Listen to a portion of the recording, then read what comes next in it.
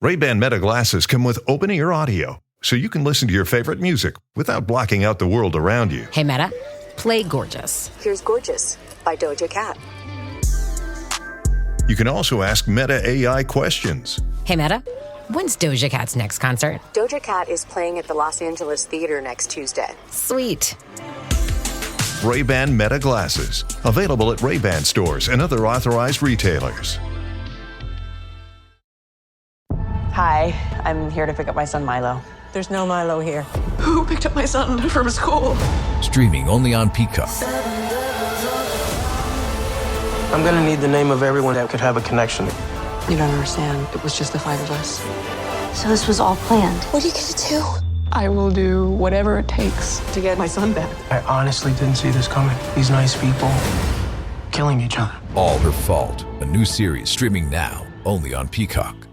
Non-binary listeners, ladies and gentlemen, heroes and heroines, crooks and crookians, Audrey and Seymour, the audio performance you are about to enjoy discusses casinos and gambling. We do not recommend gambling with money you cannot afford to lose or that is needed to pay bills. If you have a gambling problem, contact your problem gambling hotline. If you do not know how to contact your problem gambling hotline, send an email to help@casinocombat.com. We will find that number for you and provide it to you. Our hosts' past performances are not indicative of anyone's future results, including his own. All materials presented here are based on actual facts. Names and dates are changed to protect the innocent and the guilty. Some events, unrelated to outcomes, may be omitted in the interest of brevity and clarity.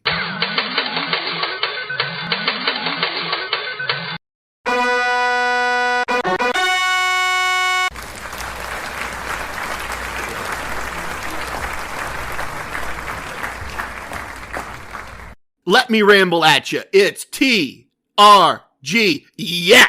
I am the Ramblin Gambler. The lion don't sleep tonight, and if you pull his tail, he roars. You say that ain't fair. You say that ain't nice. You know what I say? I say welcome to episode 133 of our Casino Combat podcast. The lion certainly took a bit of a bite out of me recently. We will talk about that when the time comes, but let me give you the battle plan for what is going to be a packed episode of our Casino Combat podcast. Actually, let's take a beat. Let's take a minute. Then we'll get to the battle plan. If you're new here, if a podcast service put this on your screen and you decided, what the heck, let's give this Casino Combat thing a listen, thank you very much. We greatly appreciate the gift of your time. But what did you wander into? This is a casino lifestyle podcast. It's a podcast about making money in casinos, but we make money in ways you might not always anticipate. There are lots of ways to take, maybe not money, we can take cash money plenty, but there's also ways to take value. I like living in casinos and on cruise ships. I just don't like paying to live in casinos and on cruise ships. I prefer as much as possible to do those things on comps. And that's easy enough to do if you have money to lose gambling, but I really don't. So over the years, I've made the entire process into a game, the game of casino gambling, and I've gotten really, really good at it. Several years ago, I created this podcast to talk about the process, to show others what I do and how they can do it. So this is a podcast heavy on talking about how to beat various casino games. And then we throw in travel information about the places we go, reviews of the pools and spas my wife's visit, stories about the, what's the word? Interesting. Yeah, that's it. The interesting people we meet, and then truly the amazing friends we've made doing and living this crazy and wonderful casino lifestyle. So like Donnie and Marie, this podcast is a little bit country and a little bit rock and roll. Just like a good casino resort has a mix of food, entertainment, relaxation, shopping, gambling, the whole works. This podcast is a bit of everything related to all of those things.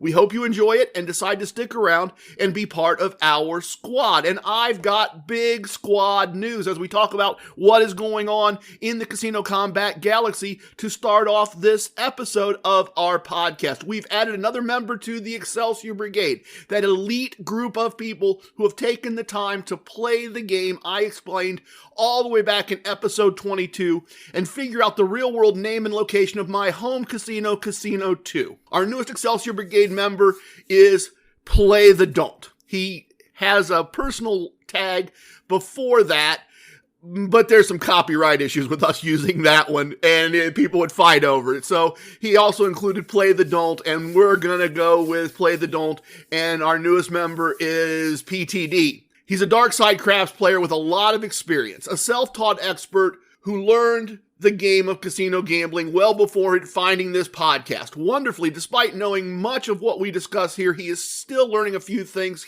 from us and enjoying the ride with us. In fact, I just got an email from him with a casino wisdom he has learned and wanted to share. I'll look it over and figure out the right way to present it in a future episode. I've said often, I don't know everything about gambling. I just want to. I'm always happy to sit under someone else's learning tree when the opportunity take two. I'm always happy to sit under someone else's learning tree when the opportunity presents itself. Welcome, PTD. We are thrilled that you are part of our squad.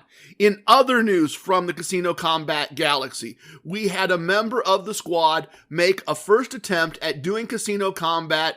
They went to Atlantic City. They posted a trip report in the Casino Combat Squad Facebook group, a group that you should join if you are on Facebook. We would be happy to have you there. Great chance to meet other members of the squad. And this is how this squad mate reported their trip. Okay, here's my trip report from my first attempt at Casino Combat. I went to Atlantic City Sunday and Monday and stayed at the Hard Rock. I'll start with the blackjack. I played 5 sessions over the 2 days. I did $20 units, increasing to 30 during my one really good session, and I used Always Be Grindin'. That's my note. That's TRG2, episode 62, 63, 64, if you want to learn Always Be Grindin'. Here are the results, he says. First blackjack table, minus $85. And I'm using real money here because this listener has already shared this information publicly in a public group on Facebook. So they were comfortable sharing real dollars. I'm going to be comfortable sharing their real dollar results. First table, minus $85. It's not a horrible negative exit at a $20 unit size. Second table, plus $775. Third table, minus 70. Fourth table, dead even. Fifth table, minus $50. Result, plus 570 on blackjack. I also tried slot machine strategy El Numero Dos. Again, my comment here, if you want to learn that slot strategy, one that we have tested for years with some success, go to the webpage, casinocombat.com, spell combat with a K. Go to the Fred part of the website's right there at the top. Click on Fred. You will find the ebook that is downloadable for free. It is called Casino Combat Slot Tactics. And it is there, and it lays out this slot strategy in its entirety. Anyway, he says, tried slot strategy numero dos and ended up minus 50 after 4 sessions. Again, that's not bad at all.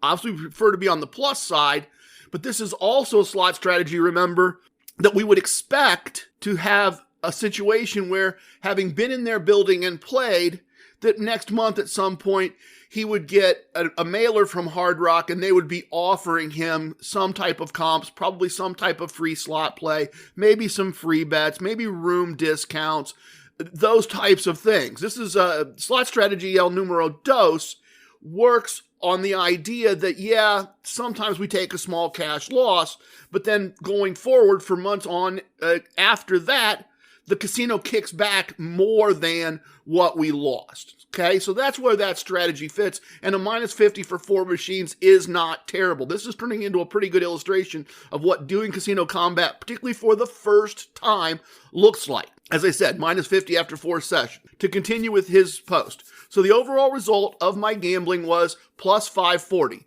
I'm thrilled with the results. I used basic strategy, and with this system, I felt I was able to play good sessions, and I love the fact that it eliminates the need to make wagering decisions and exit decisions. My expenses were as followed. Hotel, $291. Dining, $274. My wife was with me, he says. Candy and souvenirs for family, minus 50. Parking, minus 15. Gas, minus 36. Tolls, minus 40. So total expenses were $706. Comps, free slot play, $20. Waitress messes up and never charged dinner to my room. I'm counting that as a comp, $65.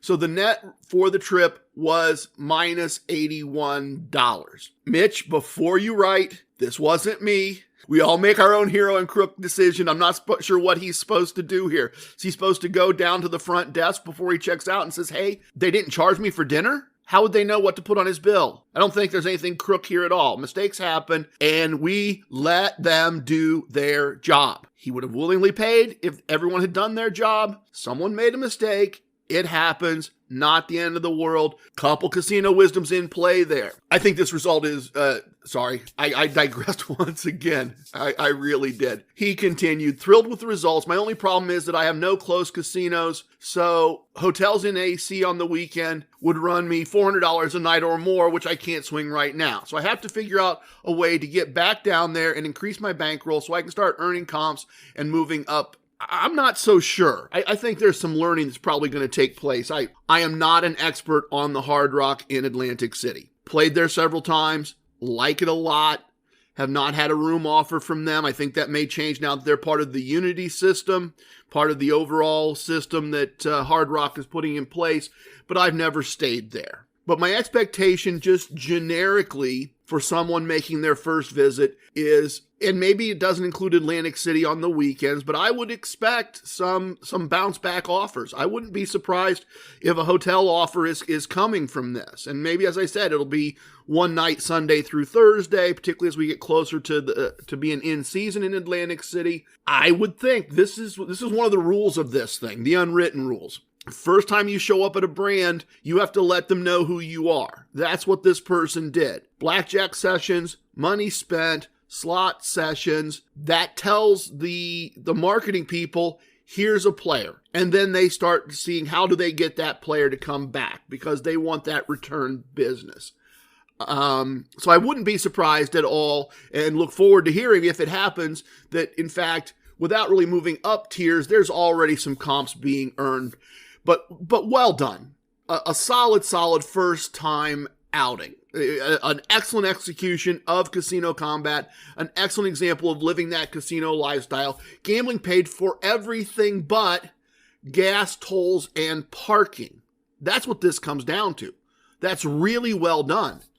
Actually, if the dinner is a comp, then comps covered the gas, tolls, and parking. That is the very definition of a casino combat win. 2 nights in the hotel. Meals, candy, souvenirs, hanging out in casino, comped drinks, even if you're only having a root beer or two. And the comps covered the only part you didn't win, which is gas, parking, and tolls. Not bad at all. That's being good at the game of casino gambling. That is living a casino lifestyle. Yellow Belt Gambler commented on the Facebook post, $81 for a weekend with your wife in Atlantic City is a great deal. And it is. I would also point out that these gambling results line up. They really do line up with what I would expect. 5 sessions, 1 broke even, 1 is a home run, and the other 3 are small, manageable, reasonable losses. That's what you're going to get with TRG2 always be grinding as your strategy. Layer in the meta martingale or a mini meta martingale if your bankroll allows. Maybe one of those small minuses is a small plus instead, and it tips things just a little bit. But 5 sessions, 1 no result, 1 really nice solid win, and 3 relatively small minor losses right around, notice, the 8-unit mark, right? No, not even that, right around the 4-unit mark. It's $20 unit size. That's excellent. So well done. Thrilled to hear about this. A great foundation for additional returns to Atlantic City and doing additional casino combat. Okay, what's the battle plan? We got to get right started with that and then wandered all the way around. Let's get back to it. What is the battle plan? We've got a couple of things here. We have got a Questions My Sons Ask segment. One of our newest Excelsior Brigade members, Emerald Warrior, had a great question, and I wanted to share that answer with all of you. And then Same Bet and Nakatomi Tony and East Coast Emissary, Dr. East Coast Emissary, and Equine Ensign and I were all hanging out in the VIP lounge virtually. And SB had a bankroll question. And that will be some advanced PhD level casino combat stuff. But I'm going to balance that out as well. So questions my sons ask, 2 questions, and pretty high level. After that, I'm going to do TRG saying mean things segment, and honestly, it just seems to be the place that these thoughts would fit thematically. I'm not really going to say mean things. I had a couple of learning experiences. There's where we're going. I have a couple of learning experiences on a cruise that we recently took. They were less than perfect moments, although the one is pretty funny in hindsight. None of it was the end of the world. So I'm going to talk about those kind of learning experiences that were less than pleasant in a TRG Says Mean Things segment, and see if maybe perhaps others will learn from our lack of knowledge. After that, Mrs. TRG is going to join us for an Oasis segment and talk about her thoughts and experiences with the pool complex on Royal Caribbean's Mariner of the Seas. After that, we are going to turn things around. I had some feedback recently that perhaps I don't do enough beginner content. And I think that's fair feedback. I really do. So we will have a Core Koncepts segment, and we will take a look at wagers and wager sizes from a beginner point of view. After that, travel segment. We just spent a little time roaming around the Caribbean, so I will take you through that, and I will take you through the gambling. I guess I pulled the lion's tail, but I'll give you all the gambling results, good and bad, and some observations from there as well. And then after that, it is our time in the virtual VIP lounge, and I am going to tell you about a young man that I met on the cruise. We are just going to call him Mr. Big Stacks. So TRG and Mr. Big Stacks in the virtual VIP lounge to wrap things up for episode 133 of our Casino Combat podcast. So there's the battle plan. Let's get started. First up is questions my sons ask. Hold up. I'm sorry. We'll get to the questions segment. Just one more thing. News from the Casino Combat Galaxy. Amazing news. I'm like a kid on Christmas Eve. I can't wait to open this one. I told the guys I was going to wait till the next episode, 134, but I just can't. I got to unwrap this right now. I've got to enjoy this. And before we get to the news, big news, some of the biggest news ever, let me give you a story about the news to get to the news. Unbeknownst to me, at some point in the past, Inner Circle member Equine Ensign and Excelsior Brigade member and YouTube star Same Bet started a Facebook messaging conversation. And eventually, one of them got talking with friend of the podcast, Nakatomi Tony, and that expanded to the 3 of them.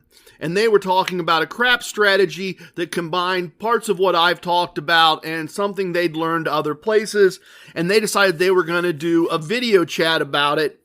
And they were kind enough to reach out to me and ask me if I'd like to be part of that. And from that, we got a 4-person Facebook group. And a short time after that, the 3 of them said, this just doesn't seem right.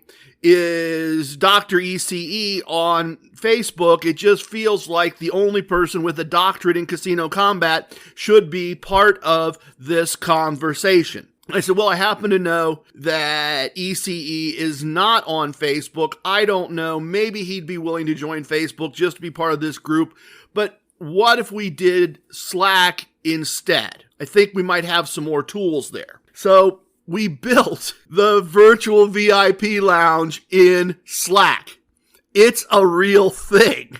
Imagine a VIP lounge with a magic door anywhere you are, anywhere in the world. And you can walk in at any time, day or night, and different members of the Inner Circle, the Excelsior Brigade, the friends of the podcast, are having all these different conversations. In one corner, there's Same Bet talking to Nakatomi Tony, and they're talking about their last casino trips when Same Bet was somewhere in Kansas, and Nakatomi Tony was somewhere in Atlantic City. And then over there in the other corner, there's Equine Ensign talking with the only PhD of casino combat, East Coast emissary, fourth to the ring, and they're talking about the ambushed bubble crap strategy. And they just wander in and out all day, every day. And those conversations are happening. Conversations about new strategies. Conversations about results. Conversations about bankroll and unit size. All the things we talk about here on our Casino Combat podcast. And it's real. And we're living it every single day.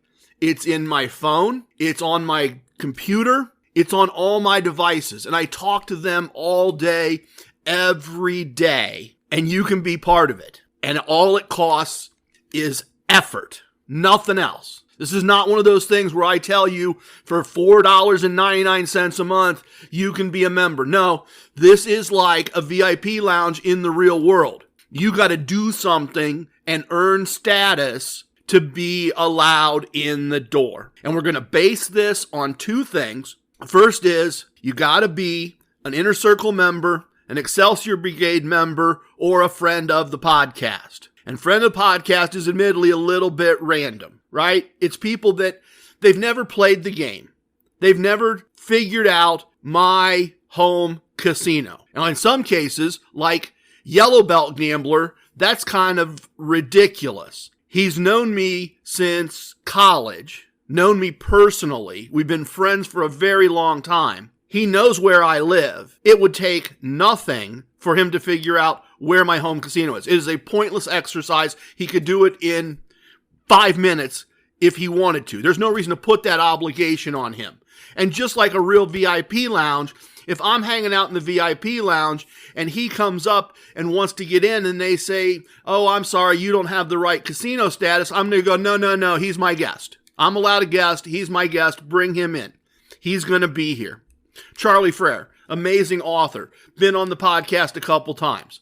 If I'm walking through the casino and I see Charlie and I say, hey, let's go grab a beer, and he goes, oh, no, I can't get into the VIP lounge. I'm going to go, no, Charlie, you're my guest. You're with me. We're going into the VIP lounge. We'll go hang out. So, friend of the podcast, people that have contributed, people that are inherently part of things but have never gotten that Excelsior Brigade or that Inner Circle checkbox, they're welcome to be in the virtual VIP lounge. Anybody that is in the Excelsior Brigade, anyone that is in the Inner Circle, you are welcome to be in the virtual VIP lounge with us. But here's the second part. Here's the part that we think, those of us that are in, think is going to be fun. Because as I said, you've got to earn this. And we're going to base it on kind of what the Freemasons did, and we're going to make this a bit of a game. And if you don't know, before the internet, the Freemasons didn't tell people how to become a member.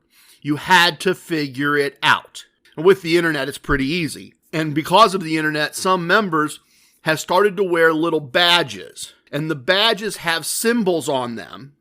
Imagine this in your head. Write it down if you need to. The sequence is the numeral 2, the letter B, the number 1, a question mark, and the number 1. And that is the second qualification for entering the virtual VIP lounge and joining us there. Walk through those numbers. How do you become a Freemason? How do you join the virtual VIP lounge? 2B1, ask 1. That's the price of admission.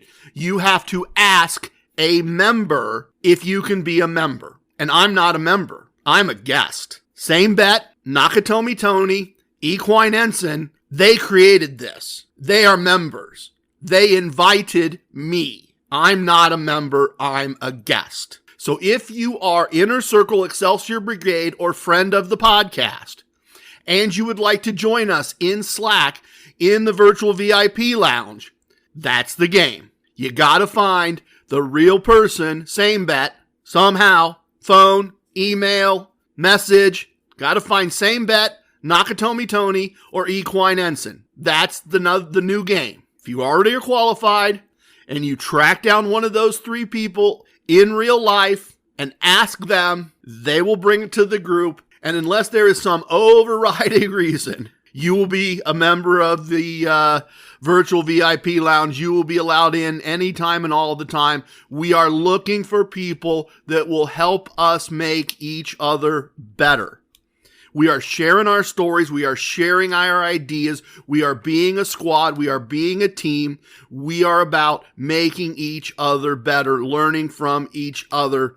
And all of you that are in the inner circle or in the Excelsior Brigade are welcome to find one of those guys, send them an email, send them a private message. If you know them in real life, send them a text message and tell them, I'm qualified. May I please join the virtual VIP lounge? And we would love to grow this thing out. And if you're listening to this and you're going, that sounds great. I could hang out with those guys anytime I wanted to virtually, and I could learn from them, and I could talk to them, and I could hear what they're doing. I could literally live in the future content of the podcast, and I can contribute. Then all you need to do first is figure out the real world location of my home casino, Casino 2, using the clues in the podcast. Email me, trg@casinocombat.com, spell combat with a K. Submit your application in the form of the real world name of my home casino,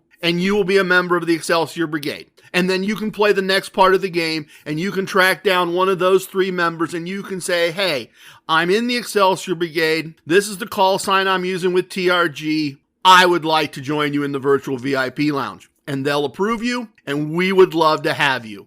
I am so excited about this. I'm telling you, it is one of the coolest things to get up in the morning and read back through the message chain and hear from these guys. There are great ideas being exchanged all the time. Wonderful, wonderful things. Some of it will eventually become content. We would love to have you join us and be part of what we are doing there and hang out in the virtual VIP lounge with us. So very, very exciting. Can't wait to have you join us. All right. Question segment next. Sorry about that. I just couldn't wait till next episode to tell you about it. What?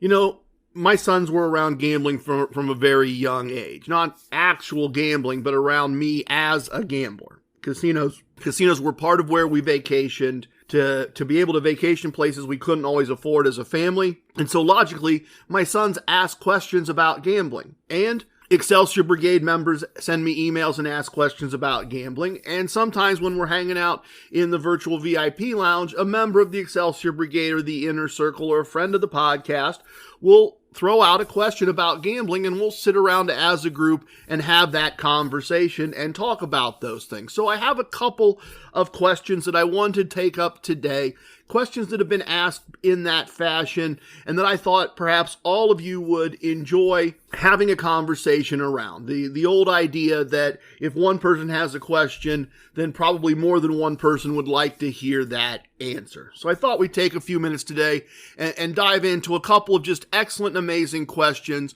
well thought out questions. And the first one is an email that I received. One of the newest members of the Excelsior Brigade, Emerald Wanderer. And so he sent me an email that said, "Hi TRG, I told you I would have questions, so here comes the first one. I'm trying to develop my positive exit point and day's pay amount. My question is, what is a reasonable size betting unit to expected winning amount ratio? For instance, if I want a $200 exit point, what size unit should I be starting with to make my exit point achievable? Hope that makes sense. EW." And so I said, hey EW, great question on unit size. It is much easier to win one unit than it is infinite units. So the larger the unit size, the easier it will be to reach your goal. As an example, I've tracked the data on winning just one unit using TRG2, always be grinding, or TRG4, win more, keep more, even if I eventually reach a negative exit, and I've been tracking that data for about 3 years now. If you bought in with $2,000 and used a $200 unit size and a 1 unit positive exit number, which is to say, when you have 11 units leave, you would leave the table with your day's pay number 98+% of the time. And the other 2-ish times, you would lose 8 units. So $19,600 won and $3,200 lost, $16,400 profit per 100 attempt. It's boring. It's quick. You won't get much in points or comps, but the math says it will work. It would be a blast to try in Las Vegas.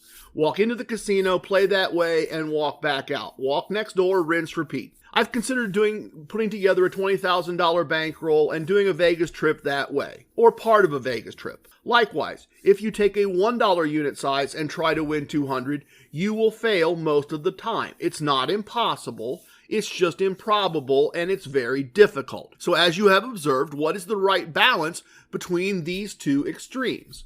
I find the correct number to be between 8 and 12 units. That's pretty doable consistently, and I recommend structuring your bankroll and buy-ins accordingly. So that would be a $20 unit size, and you would need tables available with a $10 or $15 minimum. Some places that is still easy to find, and some places that is more difficult. I don't know what play conditions you have available, but if you can manage a $25 unit size, you will find playable games almost everywhere in North America except the Las Vegas Strip currently. Most of the Strip is only offering a 3-2 game at the $50 to $100 price point, although there are some exceptions. This also has some advantages from a points and comps point of view. If you buy into a $10 minimum game, even if your bets range from $20 to $60, you are a red chip player to the pit boss and will get rated as such. They will not really notice the times you get up to $60 as much as you would like. You also need to play all red chips or your stack management is going to be complicated, which is to say you will be juggling a mix of red and green chips between your play stack and your win stack. If you move up to a $25 unit size, you are a green chip player. And that used to be a really big deal 20 years ago. You got a lot of attention. It's still a big deal some places. If you are a green chip player at a $10 minimum table, you are going to get rated much more highly than if you are playing a $20 unit size. This also means that 8 units get you to your day's pay goal, and an 11 unit win lets you do a 3 chip exit. This is for him specifically. I said, you are roughly 40 episodes away from that technique. If you don't mind a spoiler, just ask, and I'll lay out the 3 chip exit technique for you. It's a way of starting to leave, but testing to see if a win can continue. Sometimes it does not continue, and you leave, and sometimes it doubles or triples your original win goal. Once in a while, you are playing hours later. Hope that helps. TRG. And if you're a little bit confused about that last paragraph, I know that Emerald Wanderer is listening through in order. Currently, his point on the Casino Combat timeline is about a year ago, and he's working through in order. So he hasn't heard, we've heard the 3 chip exit. In the virtual VIP lounge, the 5 of us are always talking about 3 chip exits and 1 chip exits and 0 chip exits because we all live in the future of the podcast. But EW is living at this moment in the past of the podcast and moving fast and catching up, and eventually he'll reach the current timeline, which is to say what you're hearing now. And if he wants to, he'll join us in the virtual VIP lounge and live in the future of the podcast, and a future that has multiple possible outcomes. I'm sorry, I am completely fascinated by the quasi-time travel aspect of this. So that last paragraph was me just respecting the fact that I'm speaking to him from the future and he's in the past, and not want to spoil the wonder of discovery for him if he does not want it spoiled. So excellent question there about structuring unit size and winnable goal. And back to that idea that I've talked about so many times before, that it is easier to win 1 and impossible to win infinity. And we need to find that balance spot.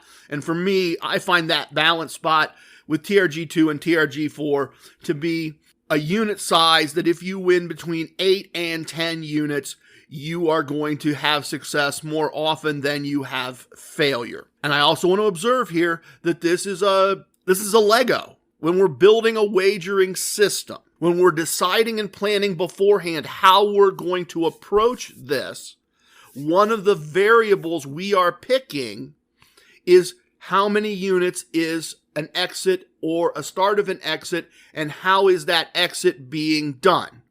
I know for a fact that I don't use the same exit point as Same Bet. He uses a lower exit point and he exits successfully more often than I do. He has assembled the Lego a bit differently.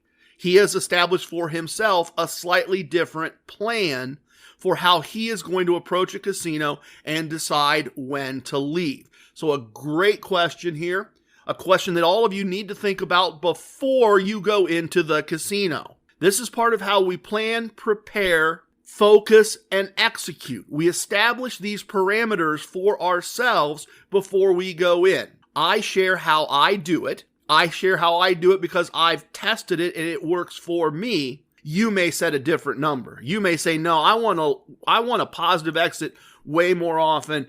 I am going to do a one chip exit starting at plus 5 units. That's not wrong. There's nothing wrong with that. It's a perfectly valid plan for going into the casino. And you'll leave with a profit more often than I do on a table by table, situation by situation basis. The idea here is to do what EW did and think this through and lay it out and write it down and know going in what you are attempting to do. And after you've done it, then evaluate and say, how did I do? What would I like to do differently next time? All right.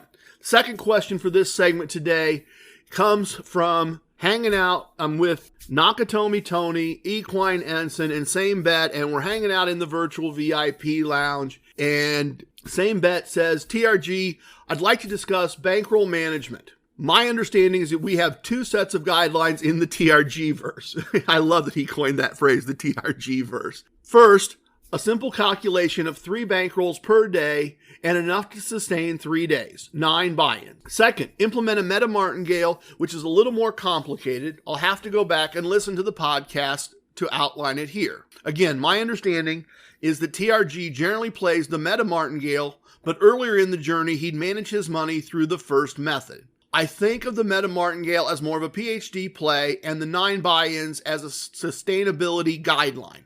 The question is as follows. Do you need a larger bankroll to play the meta martingale, or are we talking about the same amount of money, just used a different way? Thoughts? And then Equine Ensign comes into the conversation and says, with no meta martingale, each session bankroll would be 10 units. So one day of 3 bankrolls is 30 units, and 3 days would be 90 units. With the meta martingale, level 1 is 10 units, level 2 is 20 units, and level 3 is 40 units. 1 day's bankroll would be 70 units, and 3 days would be 210 units.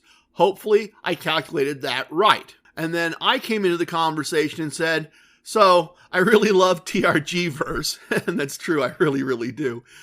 But I continued, Equine Ensign has it right. If you don't use meta martingale, you will have more losing days, but the losses will be much smaller, max 24 or 30 units, barring the bizarre and unlikely. This was at least the first year of episodes, maybe a little more. With the meta martingale, losing days happen less often, but a losing day is minus 56 units. Currently, I'm playing a streamlined, rolling mini meta martingale, which is a 20 unit buy-in with 10 to play tier 1 up to an 8 unit loss. Then the remaining 2 units and the rest of the buy-in become 6 tier 2 units. And the goal is to recover the full 20 units and start the whole thing over. If the 6 units are lost, I rebuy with 6 tier 3 units, and again, the goal is to get back to the starting point. This skips the moments in Tier 2 and Tier 3 where recovery is possible but improbable, and reduces the bankroll size for a day to 44 units. 10 Tier 1, 10 Tier 2, 24 Tier 3. So there you go. From the virtual VIP lounge, questions and answers, a little sample of the conversation.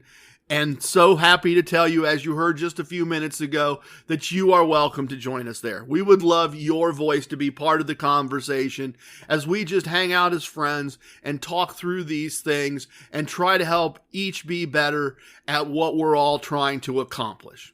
Okay, there we go. Next, I am going to say some sort of mean things. Ford was built on the belief that the world doesn't get to decide what you're capable of. You do. So ask yourself, can you or can't you?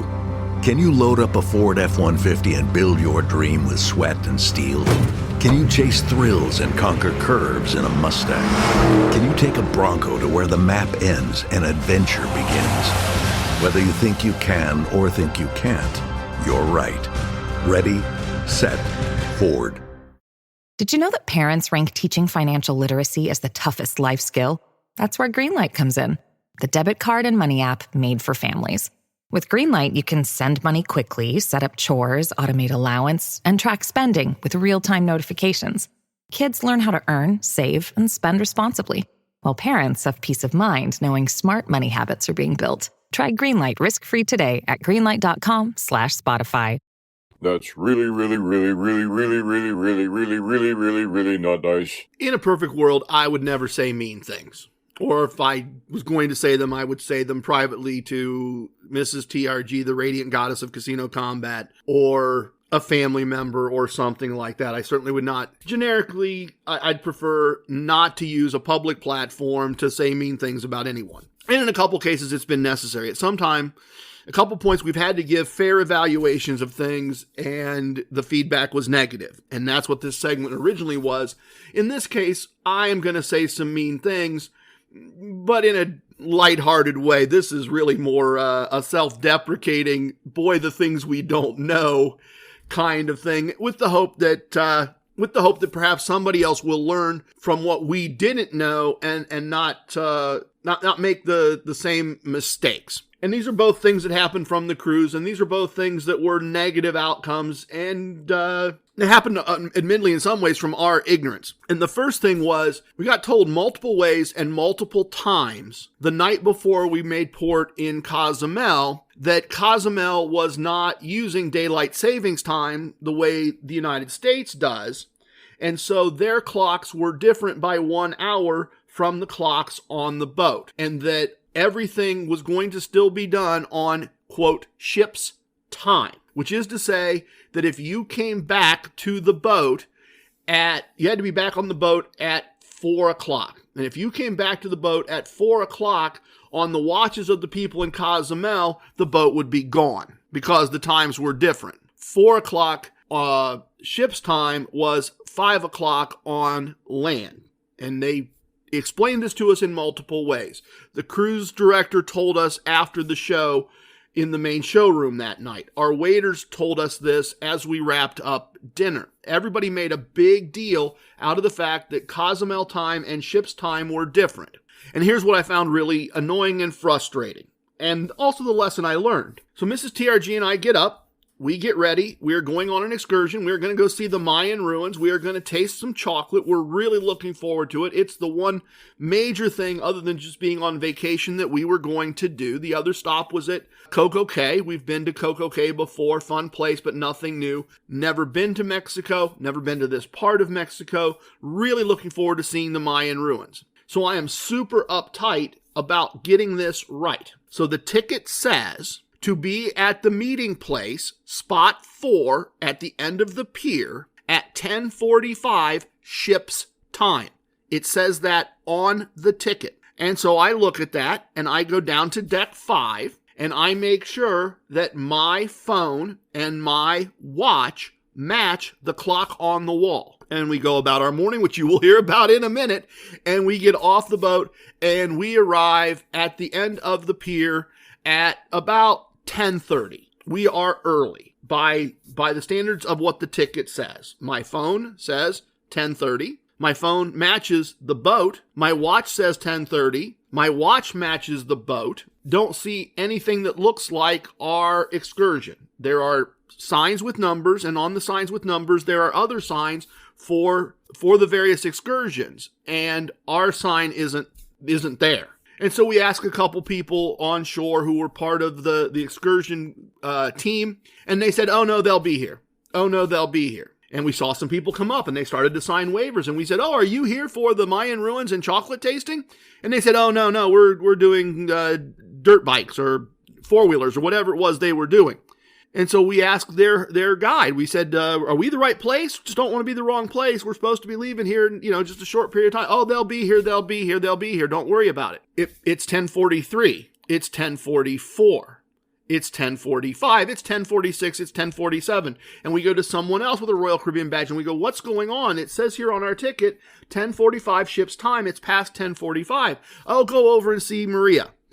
She's the one in charge of everything. So we go over to a little stand and we find Maria and she says, no, you're late. You're supposed to be here at 9:45, our time. And I said, but my phone says it's 10:45 and my phone is on ship's time. And there was a bit of a language barrier and she kept explaining what ship's time meant and what local time meant and why my phone wasn't set up correctly. And we went round and round and she said there was nothing she could do. She couldn't refund our money. She could only give us a 50% refund, but she could have us do other excursions that hadn't left yet. And that would have been fine, but she's offering us things like kayaking, snorkeling, time at a beach. We didn't have any of that gear with us. We got off the boat prepared to walk through Mayan ruins. We did not have footwear appropriate for the water. We did not have bathing suits. We did not have towels. We did not have any of the things one would need to go snorkeling. We did not even have reef-safe sunscreen. We put on regular sunscreen and after we got out of the shower and went about our day. We were not prepared to go do a water excursion. So ultimately we take a 50% refund. We explored the shopping and things available in Cozumel just a little bit in the port. We didn't feel like already confused about what time it really was. We didn't feel comfortable just randomly making it up and taking a cab somewhere. And we're uncomfortable at this point. We decided, and we weren't going to sit there in Senior Frog or Margaritaville, no offense to either brand, but we were not going to sit there in a generic beach bar and pay for drinks when we could just go on the boat and have drinks if that's what we were going to do. If we were just going to eat food and have drinks, there were places on the boat that we'd already paid for all that. So ultimately we went back on the boat and enjoyed our deck in our room and then went on a pub crawl through the bars of the boat that we hadn't explored. We had a nice day, but we didn't get to do the thing that we were looking forward to doing. It's not the end of the world in the sense that, like, there could have been some people that this was their first and only time in their life they were going to be in Mexico, first and only time they were going to get to see the Mayan ruins, and because of confusion, it didn't work out. We're blessed with the fact that we're going to be on another cruise in about 7 weeks, and Cozumel is one of the stops along the way, one of 3 stops on the next cruise. So we're very fortunate that this wasn't an end of the world thing, but I was concerned. I was concerned when we got back on the boat that no one had been able to understand this, and both Mrs. TRG and myself were convinced we had done nothing wrong. Wrong's not the right word. We were both convinced we hadn't been the ones that screwed up.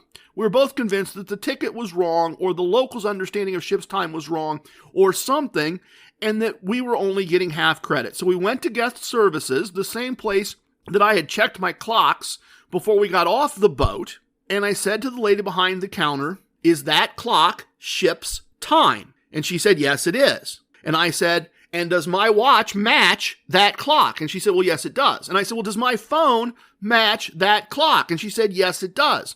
And I said, and does this ticket say, boy, I'm doing my best Cousin Vinny here, aren't I? And does this ticket say that we're supposed to be down at spot 4 at 10:45 ship's time? And she said, well, yes, it does. And I said, and wasn't that just a little less than an hour ago? Well, yes, it was, because now we looked around a little bit, walked back on the boat and all of that. And I said, okay, well, my phone here and when I was at spot 4 matches that clock, and my watch matches that clock. And we were there at 10:30, and at 10:44, Maria told us that we had missed it. And she's like, oh, I'm sorry, but you have to understand. I said, I'm going to be back here in 7 weeks. This isn't the end of the world, but I need to understand why, if the ticket said 10:45 ship's time, and my devices match that clock, and the ticket matches that clock, that Maria told me I was an hour late, because I'm going to be back here in 7 weeks, and I need to understand this. I really do. And she said, oh, well, let me get Antonio. So she got Antonio. Antonio and I went through it. And he's like, I'm sorry you're upset. And I said, I'm not upset. I said, I would like you, and I think we're going to get there. I said, I would like you to refund the other 50%, but I think a mistake was made, and I just want to make sure I understand it. This ticket says 10:45 ship's time, and that clock is ship's time. So when I'm back here in 7 weeks, I need to be where this ticket will say to be when that clock says 10:45. And he said, yes, sir, that's right. You do understand it correctly. And I said, okay. And he said, and I will refund the rest of your money. It'll take 24 hours probably to show up on your receipt for things. I'm really sorry about this. And we said it was fine. And yeah, it took a minute and a couple cocktails on our pub crawl, but it was fine. And our pub crawl was wonderful. But the biggest takeaway I took from that was they kept coming back to, it's how your phone is set. It's how your watch is set. I have an Apple phone. I have an Apple Watch. And those devices do things automatically. And the biggest takeaway from this mean thing that I just said is that next time I'm taking one of my nice, but not particularly nice, mechanical watches on the cruise. And I've a couple times taken nicer watches and left the Apple Watch behind and wore things more as bling than as a timekeeping device. But the next time we go on a cruise, I am taking a mechanical watch. And I am setting the mechanical watch to match the clock on deck 5. And I am also going to clarify the night before that ship's time means ship's time to the people on land. And we will probably show up an hour and 15 minutes early and have a mimosa while we wait to go to the Mayan ruins. We will make some adjustments. But I'm going to take a mechanical clock that no one can say got changed because of the settings, got changed automatically. I'm going to eliminate that possibility. That is the lesson that I learned. Let me also say some mean things, and then I'll tell you how it could have been avoided. And honestly, in hindsight, this one's funny. It was not funny at the time. This same morning, as we're getting ready for the excursions, as we're getting ready to go down and get some food and then go to the excursion and go do all this, Mrs. TRG is just coming out of the shower and just starting to get herself put together, and I'm locking stuff up in the safe and getting passports out of the safe, and we hear the emergency signal. I think it's 7 short, 1 long. They drill it into your head the first day. They play it for you, and they tell you, if you hear this, take your meds if you can, go to your disembarkation point, be ready to go in the water. They make you memorize where you're supposed to be on the boat. They have to check you in there. They make a big deal about it. So we're there in our room, getting dressed, getting ready, and we hear this emergency signal. And Mrs. TRG is looking at me. She's like, is that real? And I'm like, it has to be. Why else? They wouldn't do that without some type of announcement. They wouldn't. We got to go. We got to get our stuff, grab our meds. We're and she's like, I don't think it's real. I don't think it's real. I look out in the hallway and there are people in respiratory gear and fire suits and hazmat gear, and they're pulling highways down the hallway or hoses down the hallway. They're looking like they're going to put out a fire. And I'm like, honey, there's people out there responding to an emergency. This is real. We got to go. We got to get out of here. And we're rushing out, and we go down the hallway and people are just walking, drinking their coffee. And we get down to where the stairs are, because you're not supposed to take the elevators. And there's a whole bunch of the crew all huddled together in a little group. But there's other people just waiting for the elevators. And so we're like, what's going on? And one of the people with their coffee waiting for the elevator says, this is just a drill. It's only for the crew. And we said, huh? And they said, yeah, it's only for the crew. This is just a drill. We went back to our room, calmed down, went and got food, went and did the excursion piece that I just told you about. And then as we were doing our pub crawl, we started to piece it together. And this is where it becomes more of a funny story than a big deal. There is a thing they tell you about the first day that is a web page called The Compass. And apparently back in the day, the compass used to be distributed to everybody, and it would be the things you needed to know for the next day on the boat. Kind of like a little daily newspaper. Well, they went green, and now you get the compass electronically, and you should read it every day. And if I had read the compass, I would have known that it was an employee, a crew-only drill. Coincidentally, we found out that the way they do these drills is the crew knows it's going to be a drill, and they know that only critical people are supposed to respond to it. So the person making your coffee is still making your coffee, and the person letting you on and off the boat is still doing that, but the emergency part of the crew is responding correctly. And to make it more realistic, they randomly decide when they sound the alarm what the emergency is. And it just so happens by chance that on this particular day, at this particular time, they decided that the emergency, the fake emergency, was a fire on deck 10 at our end of the boat. If we'd have been on deck 9, I would not have seen people in fire gear pulling hoses down the hallway.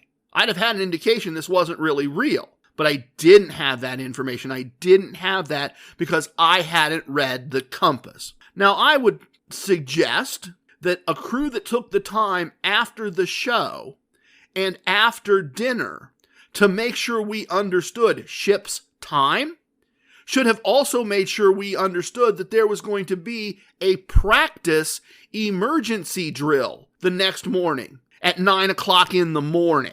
I think that would have made sense. And that is the one mean thing I'll say, is shame on them for not informing people who, like us, might have been ignorant and not known that this was going to happen and that it wasn't real. They did a great job of communicating so many other things. It certainly seems like they could have done a good job of this, but they really didn't. But it's on me, it's on us. Every day on Royal Caribbean, read the compass. It's not just a website. It's vital information that will save you from rushing out of your hotel or out of your room on the boat with your medicine in hand, thinking that there's an emergency when there isn't. Next, Mrs. TRG is going to take us to the Oasis and do her review of the pool complex on Mariner of the Seas. Hi, everyone, and welcome to the Oasis segment of our Casino Combat podcast. It is so great to be back with you, taking a few months off, as I'm sure you have heard in previous segments that I've been spending a lot of time with the grandkids, and it has been a sure pleasure to do that. But it was definitely nice to get a little break and have a cruise out on the Royal Caribbean Mariner of the Seas. So that's what I'm here today. As you know, I love to be out there on the pool, soaking in all the sun rays. So usually we try to plan our pool days on our days at sea, obviously. So the first day we were there, they were having the big pool parties and the send-off and everything. So it was great. We kind of walked around, kind of got an idea of where things were at and everything. Our second day was another sea day in which we decided that was going to be our pool day. And unfortunately, we didn't get out there early enough, although we thought 10:30 was an early enough time to get out and find a good chair to rest and then soak up some sun and enjoy the beautiful views of the ocean. But unfortunately, all the seats were taken. They have 3 levels of seats, of decks, and where the main pool level is, and then there's like 3 levels above that with lounge chairs all around, and looked like there would be plenty, but it was very difficult to find a seat, so we were kind of walking around and stalking people, waiting to see if they were getting up out of their chair. And luckily, we were able to snag a couple chairs on the second level overlooking the ocean, which was absolutely beautiful. The main pool complex with the families and everything, they had 2 rectangle pools. Nothing exciting about them, just your normal rectangular pools. And they also had 2 hot tubs on both sides of those pools. On the very top level, as I said, there were 3 levels of decks above that you could lounge on and everything. They did have a little mini golf station up there that you could enjoy playing mini golf on there as well. They did have their adult pool access only, where you had to be 18 or older to go there.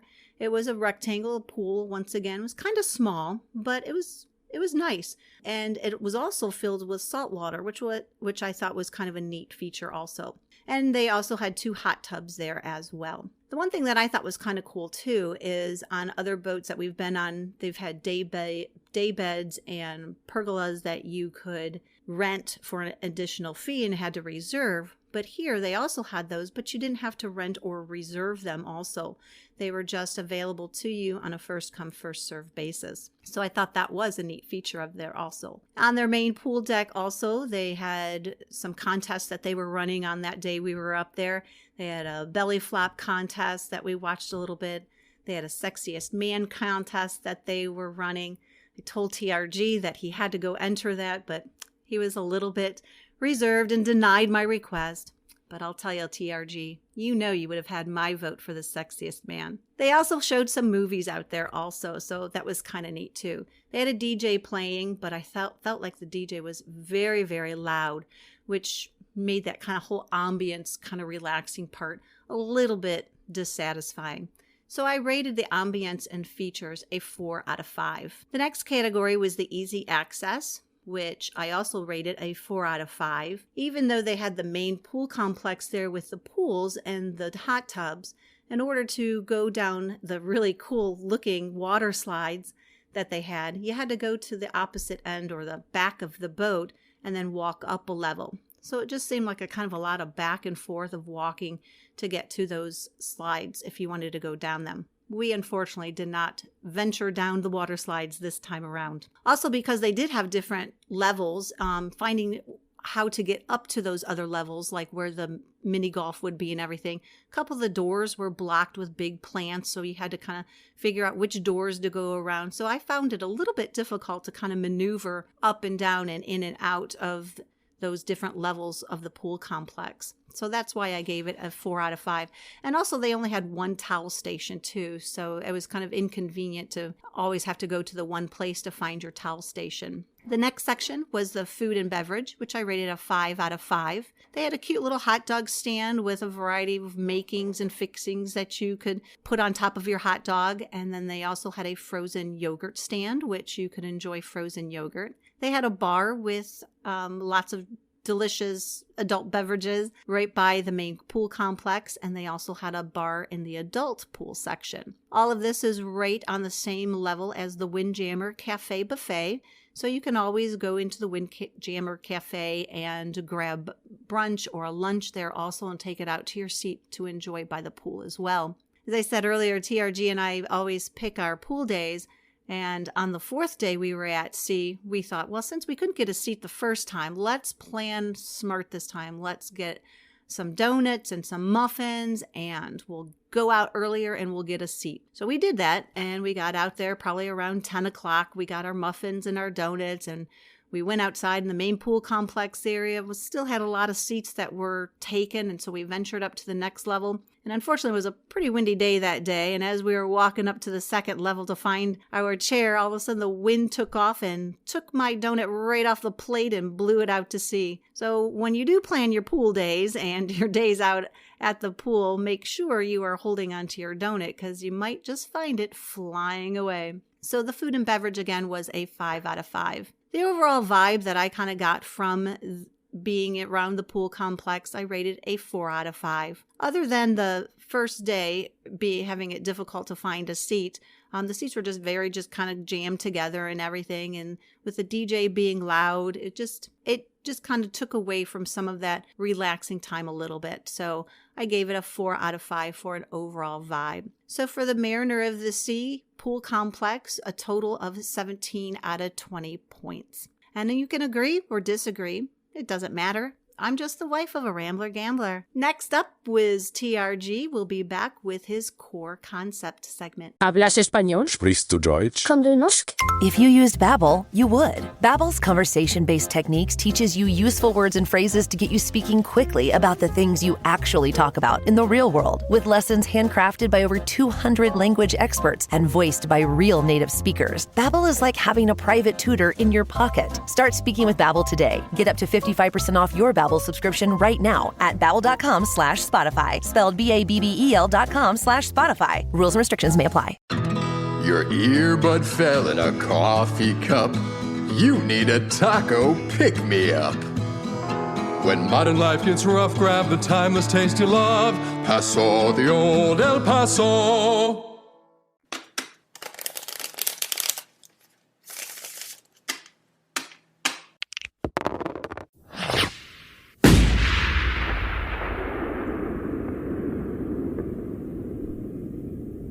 The core concepts of casino combat, concepts spelled with a K, of course, are the foundational ideas. They're the basis on which living a casino lifestyle is constructed.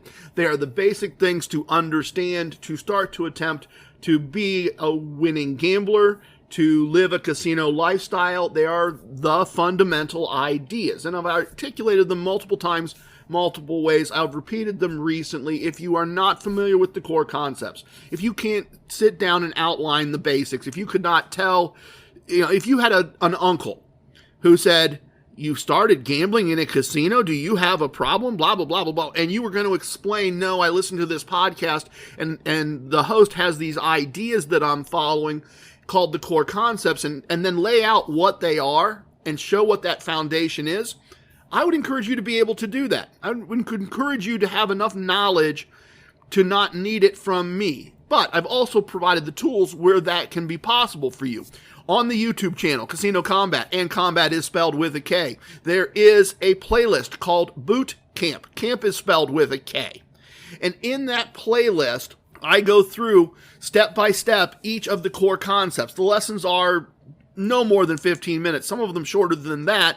And if you go through the whole sequence, it'll take you less than 90 minutes, and it teaches the core concepts. It teaches the basics, the foundation of good casino gambling. There is also a blog post on the website, casinocombat.com. Click on the part that says blog, and they are all listed there and explained in that blog post. You could also listen to the first 12 episodes of the podcast. That's an excellent way to learn them and hear some great stories and learn some casino wisdoms as well. So a variety of ways that I've made the core concepts of Casino Combat available to all of you. And I'm not going to do that today. We'll repeat it again at some point in the future. I'm sure we have a 4th year anniversary coming up not that far. We'll probably do those to start year 5 again. But the core concepts that I wanted to talk about today, and I want to talk about at a very beginner level, a very, very basic level for those of you that are just becoming familiar with all of this, and to make sure that we're not just doing PhD content all the time, that the core concept I wanted to talk about is having a wagering system with both progressive and regressive elements in the wagering system. So what are progressive and regressive? A progressive wager is a wager that goes up from your starting point after a win or a series of wins, and your wagering system should tell you when you're going to do that. And a regressive wagering system, or component of a wagering system, is a wager that goes up from your base wager as the result of a loss or a series of losses. Those are important because also one of our core concepts is to make wagers with the smallest possible house advantage. So if the house has a very small advantage and we simply make the same bet size over and over and over again, how do we make any money? Slowly, the house's advantage is going to grind us down. At best, the house advantage brings us very close to a 50-50 wager, and if the game just does what it's expected of a 50-50 wager, lose, win, lose, win, lose, win, lose, win, or win, lose, win, lose, win, lose, win, lose, we're never going to get ahead. And the house has a small advantage in the math of any chosen wager, so eventually the house wins. But we get to pick when, and we get to pick how much, which is to say we get to pick when to leave the game, and we get to pick the next wager. And that's the part I wanted to come down to today and I wanted to focus on. At a very, very basic level, one of the most basic of decisions every gambler has to make is what to do next when the wager resolves. We have a binary choice to start with, and that binary choice is keep playing or leave. Right? That's the first binary choice that happens after a wager has resolved. So we could make a bet, lose, leave. We can make a bet, win, leave. That's our first choice, leave or stay. And we talk about exit points a lot and how to evaluate the when to leave after winning or when to leave after losing part. But it's the next thing that we're going to focus on just for a few minutes here today. You have decided to stay, or you're using one of my techniques and the technique is telling you to stay. So the next choice you have to make is, should my next bet be larger or smaller, or the same? Those are the only things that we can do. And it doesn't matter if we win or if we lose. Doesn't matter at all, right? That's the fundamental thing. You can go up because you lost. You can go down because you lost. You can bet the same because you lost. You can go up because you win. You can go down because you win. You can make the same bet because you won the previous bet. If you've made the binary choice to stay, you're going to have to do one of those three things in each situation. And so that's what I like to try to do with a wagering system, a wagering template, a wagering process. I try to decide well before I went into the casino. I try to test well before I go into the casino, doing those different things in response to different things. And so that when I'm sitting there in that moment, I'm not making the choice. The choice was already made. The way I'm personally going to bet, I decided and tested months and months and months ago, and it was an evolution of something that I had tested year before, and that was an evolution of something I had tested years before. If you follow along, you will see that I taught TRG1, the one, the only. Very, very simple. Just a slight tweak of a martingale on the losing side, and an addition of increased wagers on the winning side. A very simple teeter-totter of losing and winning, and a very simple negative exit that can happen way too fast. TRG1, the one, the only, that's shown in early episodes, described in early episodes, shown in the TRG wagering strategies part of the Casino Combat YouTube page, is a very, very simple wagering system that employs these ideas. The decision was made well before it was tested in a casino. It was tested in a home environment, then played in a casino for years with success. TRG2, a much harder system to explain, made easier by Dr. ECE's flowcharts. Makes learning TRG2 always be grinding much, much easier. And that was the result of realizing that TRG1, invented for play on vacation in Las Vegas and Atlantic City, had some drawbacks in casinos with limited chairs and limited resources on daily regular play, non-vacation play. So TRG2 grew out of that realization regarding TRG1. TRG3, the meta martingale,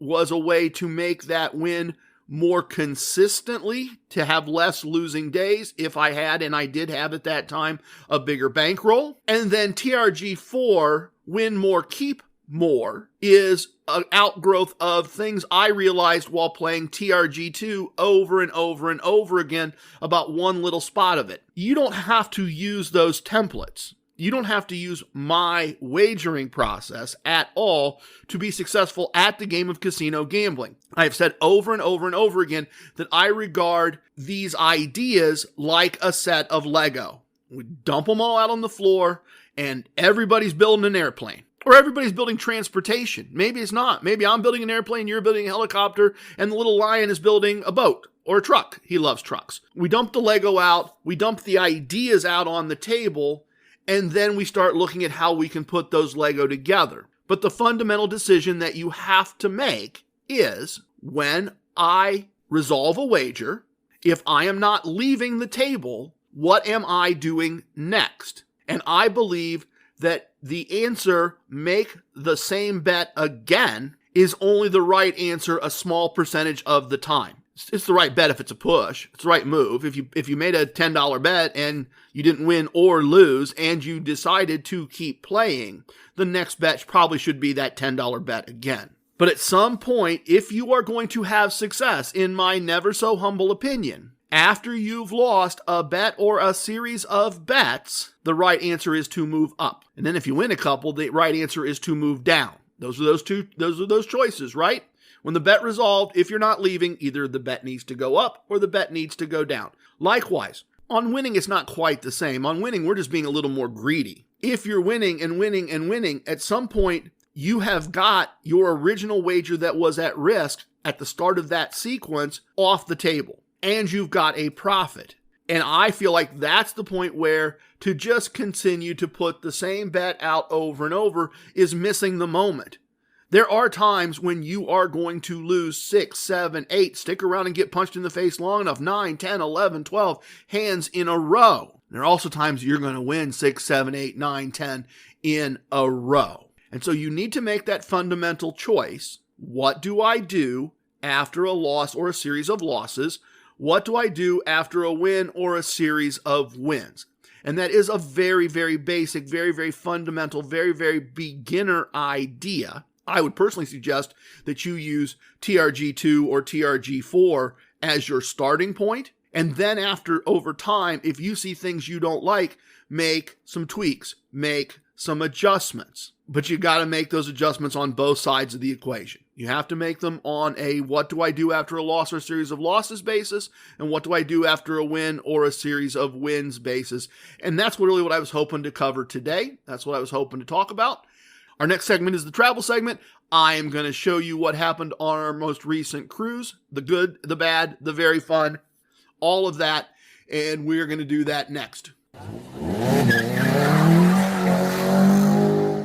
So we're going to cover 2 weeks of gambling here, but this is mostly a travel segment. The first week was gambling at my local casino and my local casino only. Every day was a winning day, some a bit less than a day's pay. In fact, particularly the last day, Friday, I was very, very conservative. I had 2 good free bets. I made those, won a little money playing slots, and then kind of went, I'm not putting money on the table and at risk when I'm going to be in a floating casino for 5 or 6 of the next 7 days. It just didn't make sense. I didn't want to take a big loss right before I walked out the door and got on the boat. And I'll tell you about the boat results here in a minute, but this is mostly about the travel. This is mostly about some of the differences I'm starting to note between a land-based casino and a casino on a cruise ship. And what this really is, and I think this has a lot of value for all of you, and even for those of you that haven't started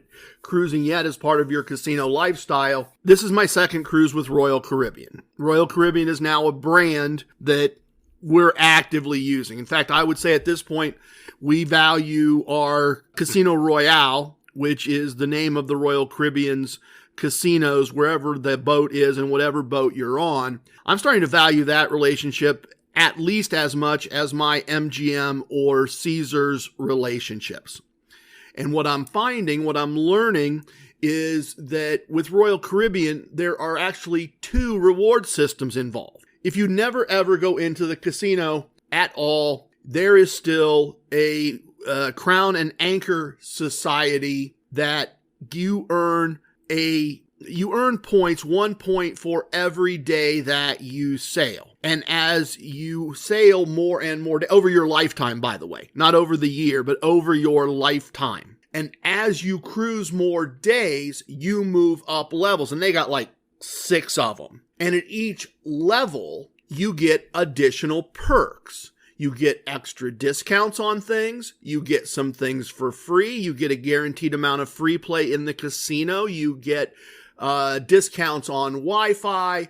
You get access to special VIP lounges. You get arrival and departure meals. You get all kinds of things. And as our wisdom teaches, if there's an app, get the app, because in the Royal Caribbean app, you see how many days you've been credited with, what level you're at, and then what benefits come or perks come from that level.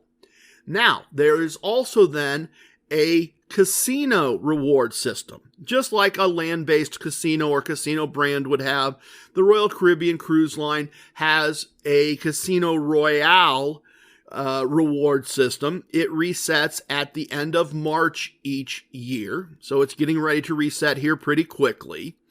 And just like in land-based casino brands, whatever points you have earned for 1 year, whatever status you have earned, then when it rolls over, your points go back to 0, but you keep that status for all of the following year while you re-earn the same or a greater status. And so as an example, I've reached the second tier that they call Prime, and Mrs. TRG isn't that far behind, and at the second tier, all casino drinks are comped, even if you don't buy a drink package for the crew. And you get a discount on Wi-Fi on the ship, and there are no fees if you want to draw money at the table and charge it to your room. And that is a very important Casino Royale technique that I learned on the first cruise, and I probably shared it then, and I'll share it again now. So the technique is you don't carry your bankroll for the trip onto the boat, which means you cut down the risk of it being lost or stolen or mishandled. So you don't have to carry hundreds or thousands of dollars in currency onto the boat. You put that in the bank. Now, everything on the boat is cashless. You put everything on your room charge. You get points, of course, for that. But you put everything on your room charge. If you want a $2 bag of popcorn, you cannot buy it for $2. You give them your card, they swipe your card.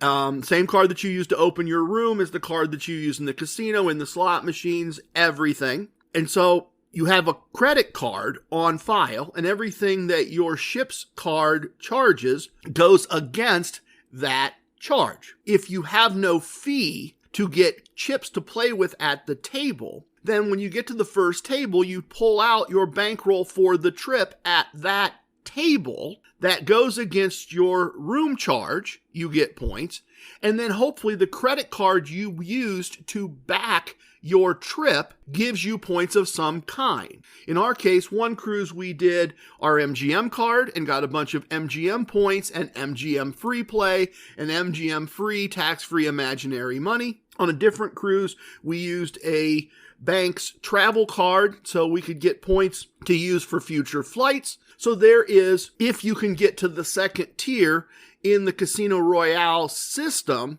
now there's another game within a game that you can play and win separate from the money we win, hopefully actually playing blackjack or craps or slot machines or what have you. So we're getting up to speed on this sense that the game of casino gambling, as we play it on land, can also be played at sea, and we're pretty happy with the Royal Caribbean brand at this point and the Casino Royale's casino. So the first day on the boat, I put in the boat comp and I put in the cost of the drink package and Wi-Fi and airfare and the miscellaneous expenses to get to and from and the cost of the excursions, and I plug that all into the app and I look at the total, and profit or loss after expenses is negative by about 3 or 4 days pay. And I went, okay, well, we're on the boat 5 days.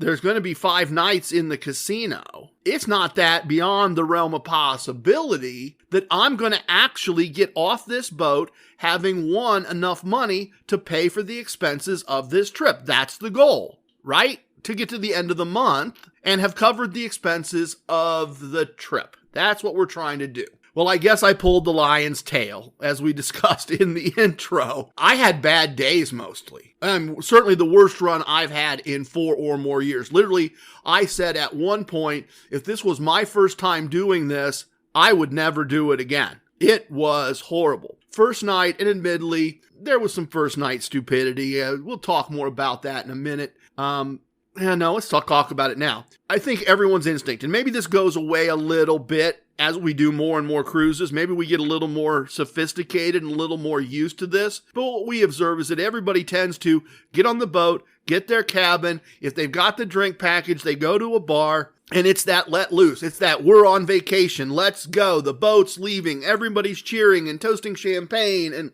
go to dinner and go to a show and go to the casino. And boy, that's living a casino lifestyle. Took a full loss. Mrs. TRG lost a little bit. Next day was better. Next day, we started taking some baby steps in catching back up. And then the day after that, we got smacked again, early enough that we stepped away. And then, interestingly, had some nice slot wins. There was a pair of Devil's Lock machines on this boat. There was the new Heidi Oktoberfest machine. And the machines were really good to us. That day, the third day, we actually won enough playing slots in cash to recover most of what I lost at the blackjack table. So that was kind of a balanced day. But the day after that and the day after that, we took small losses. As I said, if that was my first time, if I was a listener to me and I bought in and believed and then did the 5 days on the boat that I did, I would run screaming from this. I would never do this again. It was, as I said, the worst run of days I have ever had since I've been doing this podcast. And that's also why I can deal with it, because a big chunk of it just wiped out what I'd already won previously. I don't know. We'll see next episode how the month turns out. I find it hard to believe that I'm going to have a profit after expenses.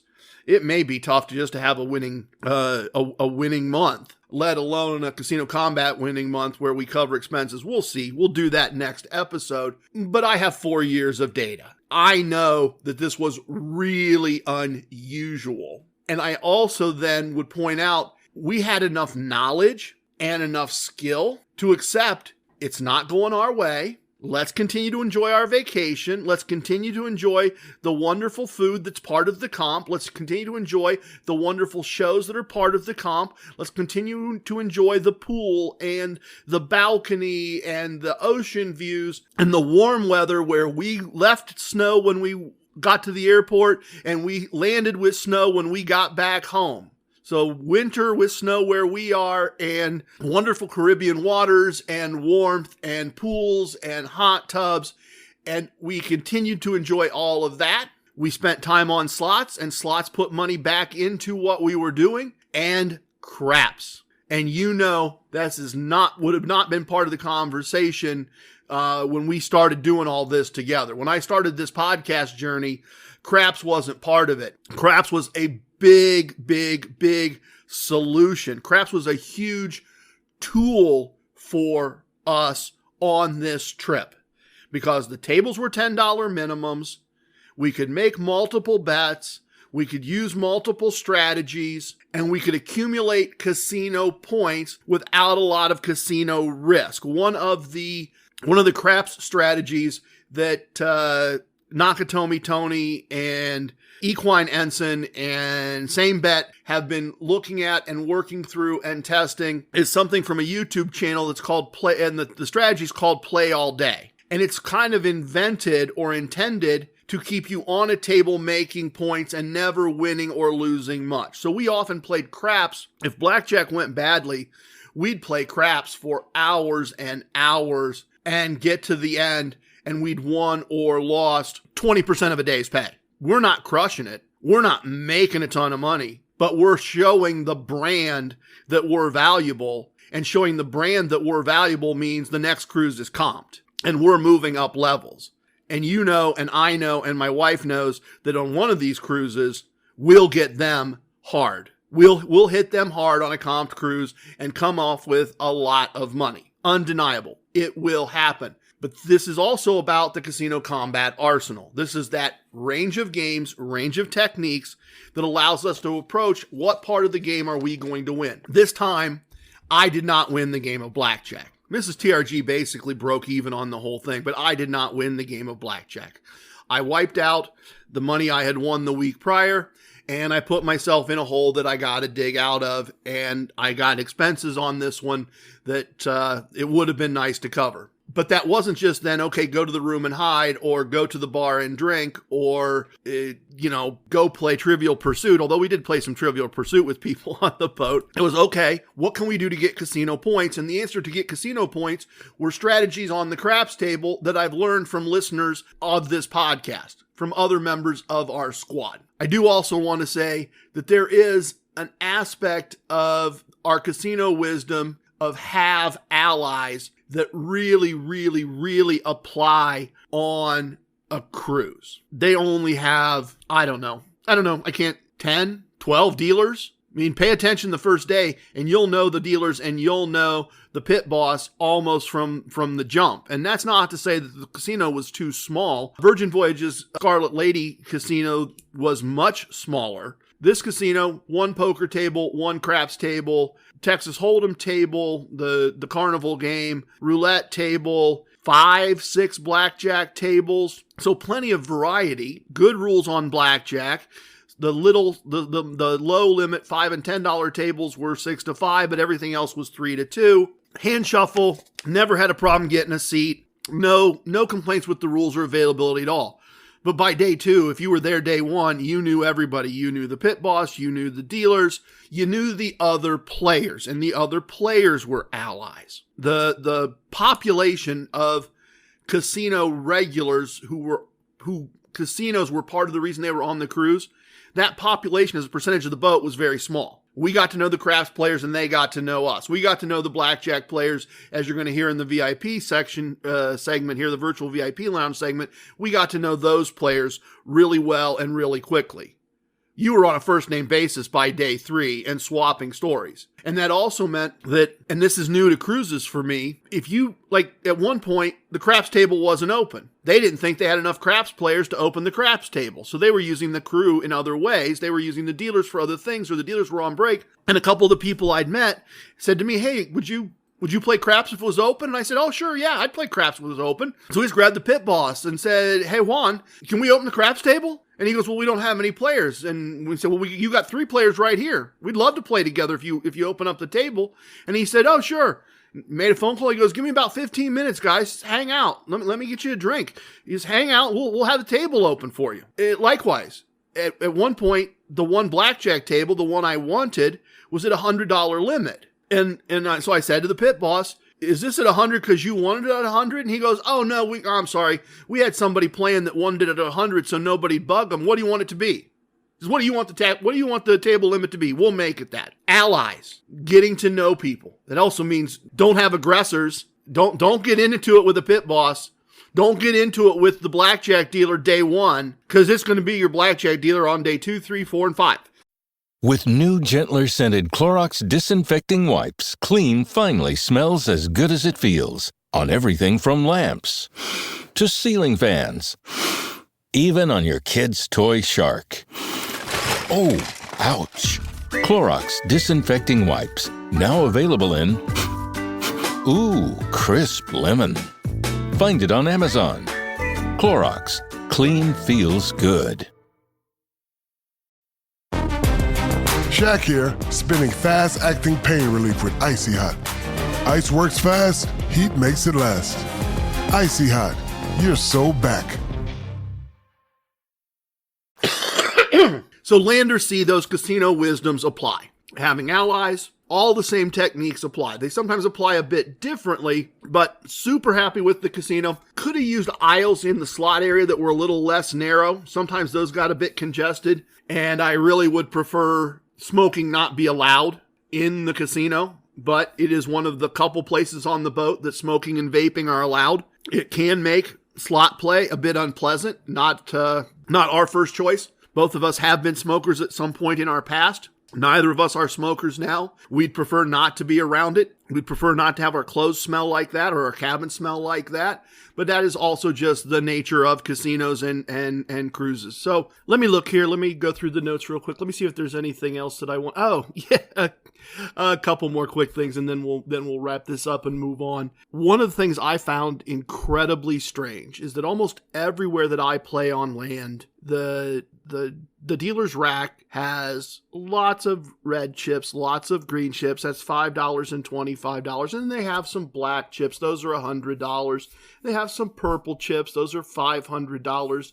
Usually there are orange, sometimes brown chips that are $1,000 chips. Rarely are there gray $25,000 chips. That's not super common. None of the trays on this boat had anything larger than a $100 chip. So if you were coloring up, you were often getting handed thousands of dollars. In fact, it was funny. The one guy comes over to the craps table to join us, and he goes, boy, I just had a run before dinner on the roulette table. And he proceeded to explain that 3 out of 4 rolls came up on his number. He had $10,000 in black chips stuffed in the pockets of his khakis. He is pulling out.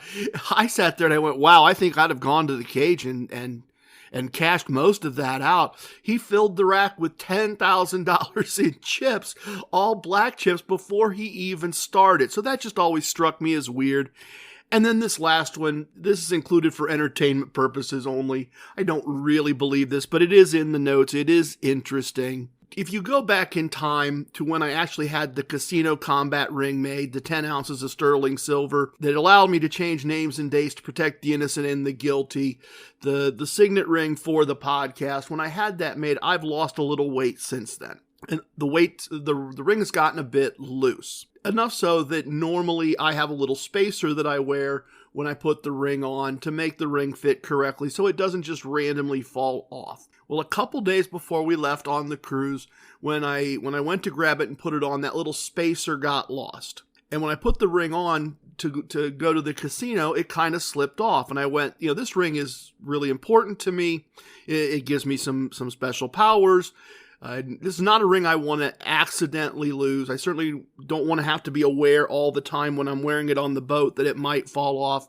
And I don't have time to order another set of spacers. So I'm just going to leave the ring at home. Thought nothing about it. One less piece of bling on a cruise. Not particularly a big deal. I got it both for the podcast and as a conversation starter to tell people about the podcast. Not a big deal. But I couldn't help but wonder. I told you I had that moment where I said to Mrs. TRG, the radiant goddess of casino combat, I have never had 4 days this bad. If this was the first time I did this, I would never do this again. This is horrible. And so there is a little note here. What if it's because you don't have the ring? What if your success is because you've been wearing this ring the whole time you've been doing the podcast and you didn't even bring it with you? You left it sitting on the dresser at home. What if the reason you're having such horrible outcomes is you didn't bring the stupid ring? And there was no way to test that till we got home, and I'll share the outcomes of that. I will try to make a note here and make sure I share that outcome with you. But I really did have that thought. What if it's because you don't have the ring? And what if the ring is the reason that you do so well traditionally at home on land-based casinos? We had a wonderful time. We learned more things. Cruising definitely part of our casino lifestyle at this point that we are really enjoying.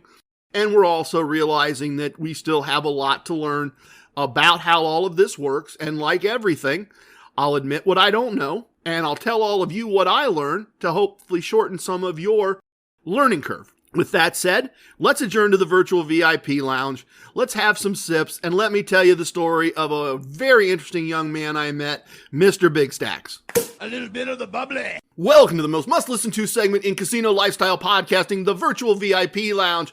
Our lounge is open, and we have the best virtual everything virtually all the time. Best virtual food and drink served at any virtual VIP lounge anywhere on the interwebs, guaranteed or your money back. As always, if you can, press pause, pour yourself something, fix yourself a plate. It's right around lunchtime here. I actually had a bit of a snack right before I sat down in front of the microphone, so I am doing it up today. I got more stuff to do after this. I got work to do. It is a still water day for me today on the beverage side. No adult beverages. However, I also have a lovely slice of key lime pie here, which would be one of my go-to desserts if I saw it offered at a VIP lounge anywhere at any time. I love VIP lounges. They're less and less available in real life, and that's a shame, but I love VIP lounges in casinos. They are a great place to meet friends, swap stories, talk about things we've seen and done, meet new friends, meet old friends. And so if we were all sitting around a VIP lounge, maybe Amphora at Borgata in Atlantic City, and we got chit-chatting as new friends and talking about the fact that I was just on a cruise, one of the things I would tell you is about Mr. Big Stacks, a young man that I met the first day on the cruise ship. I met him in this way. I sit down at a $25 blackjack table. He comes up and joins me. He buys in for $600 and makes a $25 bet. Nothing surprising there. Nothing that would get you entry into the Casino Combat podcast in any way, shape, or form. And his next bet is $100 on 2 spots instantly. So we've gone from $25 on 1 circle to $100 on 2 circles. And shortly after that, he's at $150 on both circles. And he wins 1 and he loses 1. And he's at, I'm approximating here, but he's like at $350 on 1 circle. Loses. He's out. Hold my spot. He walks over to the ATM, comes back with $600, and repeats roughly the same process. He makes 1 $25 bet, then 2 $50 bets, then 2 big $200 bets, wins them both, piles it all on 1 circle, has to double, loses. Tells the pit boss, give me $1,000. And on the Royal Caribbean cruise that I was just on, you can take money at the tables up to $5,000 per day, and it just goes on your room charge. If you are not at their second tier, which they call Prime, there is a 5% service fee for taking that money. If you hit Prime, or if you're a guest of the casino in some other way, they waive that fee, which makes taking money at the table better than carrying on cash, as long as you have the money and you're backing it with a credit card that gives you points that matter. Like, there's a lot of people that pay for their airfare for the cruise by leaving their cash in the bank and then charging the money they would normally carry in cash, a credit card like an American Express card or a Chase Travel card or something like that, that then gives them points to use on their next flight. So that can be a great cruise strategy if that's what you're implementing. But he takes $1,000 and quickly loses it. And we go our separate ways, and I think nothing of it. It's day 1 on a cruise. It's night 1. It's moment 1.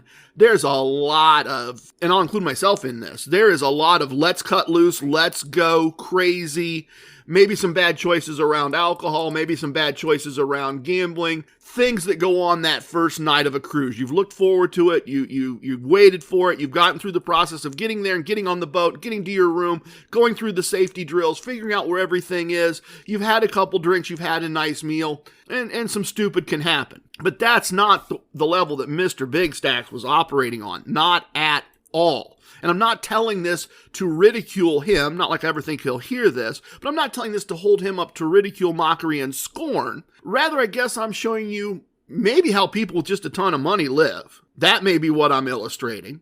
Or I may be illustrating what not to do. I'm not sure. You can make that, much like Heroes and Crooks, you can decide that for yourself, but I'm trying to illustrate a wildly different approach to casinos and gambling that I got to see in real life. Over the rest of our cruise, up until the last night, I saw this process repeat over and over and over again. In fact, at one point, as I'm walking into the casino, he's at the ATM, and as I'm wandering, just checking to see what tables and things are open, sure enough, he has 2 spots marked. And he comes back and he repeats this little dance where he starts at 25, then goes up to rapidly large numbers and then loses everything and then goes somewhere and gets more money. Or there was a young lady that would come by and bring him more money. And sometimes she'd sit down and play a few hands. He had another buddy that would sit down once in a while and play a few hands. But this was just constant. Buy in for $500 to $700. Start small, go big, get crushed, walk away. I only saw 2 variations to Mr. Big Stack's pattern. The first variation was he and I and someone else were playing. I think it was me. I think it was actually my fault in his point of view. I hit a hard 12 against a dealer's 3. 2-year-olds hit 3-year-olds. That's the correct basic strategy play, but he didn't like it. I took the card. I got a 10. I busted. The dealer would have busted if I had not taken a card. That happens. The math says it's going to happen. It's just all in a day's work for me. But he was not happy. At least I got an eye roll and a look, and he colors up, and he has $2,000, and he walks away. Now, I'll get to what happened after he walked away. That's the interesting part. But from my point of view, this was a fascinating decision on his part. I had seen him double previously on the cruise a $200 7 against a dealer's 5. I had seen him split 10s against a dealer's 8. He was a super aggressive player throwing around big stacks of chips, hence the name. And a lot of it was super aggressive. So for him to be upset and move tables because I chose to make the correct basic strategy play, I thought was a bit ironic and humorous as much as anything else. But what comes next is even more ironic and humorous. So he takes $2,000, goes over to another table, and I'm not really paying attention until like 5 minutes later. Maybe 10 on the outside, I hear him say to the pit boss, "I'll have another 2,000, please." So he bought in for 5 or 6 at the table I was at, runs it up to $2,000, gets annoyed with me over a basic strategy play that's correct, takes his $2,000, goes to another table, and in no more than 5 minutes has lost, maybe 10 as I said, has lost it all, and is asking for another $2,000 we put on his ship account and charged to his credit card. Amazing. Constant. He'd max out the ATM. His girlfriend would max out her ATM. Then he'd put money on his room. There has to have been a ton of times that I wasn't there that he was playing. I never saw him walk away a winner. The only time I ever saw him walk away with chips is the situation I just told you about, where he walked away with $2,000 in chips and lost it in less than 10 minutes. Never saw him win. The other change to his pattern that I saw was he joined us at our table the last night that we were playing and said, "Hey, how's it going?" And I said, "Oh, not too bad, not too bad." And the young lady was with him, his other buddy was with him, and they all sat down, and the pit boss said something about, do you need some more cash? And he goes, "No, I'm just playing for fun." And he buys in with $300. And I kind of did a double take. And he goes, "What?" I said, "Tonight you're just playing for fun? What were you doing before?" And he kind of looked at me like he didn't understand what I was asking, and the game went on, and we never got a resolution. But I thought, okay, buying in for $300 and just kind of playing a chip or two here or there and just kind of messing around, that's playing for fun? Well, what he was doing earlier was certainly not playing to win. I mean, I don't know. What's interesting is he played through his $300 because, of course, he got a little bored just being with the young lady and his buddy and betting $25 or $50, and eventually he got down to about 150 out of his 300, put it all on one spot, got a 10 against the dealer's 5, should have doubled it, didn't come up with more money, played the hand as it sat, lost, and walked away. And Mrs. TRG remarked to his buddy that was still hanging out there with us and still playing, and she goes, wow, he has been an interesting person to watch. And the buddy goes, yeah, I think he's probably lost about 15 over the course of the trip. And Mrs. TRG and I said, oh, no, it's a lot more than 1,500. And he goes, no, 15,000. Wow, $15,000. So the friend is aware of Mr. Big Stacks losing $15,000 on a 5-night cruise. Now, certainly his next cruise is going to be comped, and that's a wonderful thing. Needless to say, I'm not playing at the level of Mr. Big Stacks. I'm not showing you techniques where we just rapidly go from 1 chip to 12 chips, from $25 to $300. I'm not showing you processes where we make bets, which he did all the time, made me nuts. All the time, he would make bets that he didn't have the cash on the table or in his pocket, from my knowledge. I mean, when I watch you go to an ATM and come back and buy in for $600, lose $600 and tell the house you need another $1,000, and then put a few hands later, all the money you have on the table, $300 and $300 on 2 spots, I'm assuming you don't have any more money on hand in cash to double or split. And I saw that over and over. Good hands he could have won a lot more on, but because of the way he'd structured his wagers and his buy-in and his bankroll, he didn't have the funds available in that moment to make the correct play, and there were plays he could have won. Obviously, he had the money or the credit. Obviously, it is none of my business how Mr. Big Stacks gambles, but it's such a departure from the way I do things. It's such a departure from what we talk about here that I thought the story of Mr. Big Stacks would make a wonderful addition to our time today in the virtual VIP lounge. Please tip your waitresses, tip your bartenders, tip your dealers. If you have a host, tip your host. Don't tip away your wins. Please remember your wisdoms. I have spoken. Everything you heard here is true from a certain point of view. In 10 years, we may find out I was wrong about all of this. It's time for leaving, and I hope you understand I was born a rambling man. Love it, hate it, it don't matter. Please share with your family and friends. Goodbye, everyone. Thank you for listening. Thank you for the gift of your time. The best part of the podcast is next, the Casino Combat Blues.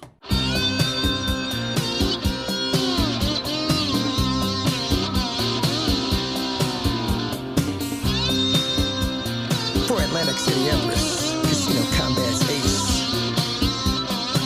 There are profits in the casino tonight, I can feel it in my bones. I had a premonition, you should probably play alone. I know the house has that advantage, but that's part of the thrill. If we follow the core concepts, the chips begin to spill. So baby, here's your player's card, put your bankroll in your hand. Use just some of that money now, do it just the way we planned. Just follow the core concepts and you could win several grand. Well, it's good if it goes down like that, don't have to play to lose. It's gambling as a business, the Casino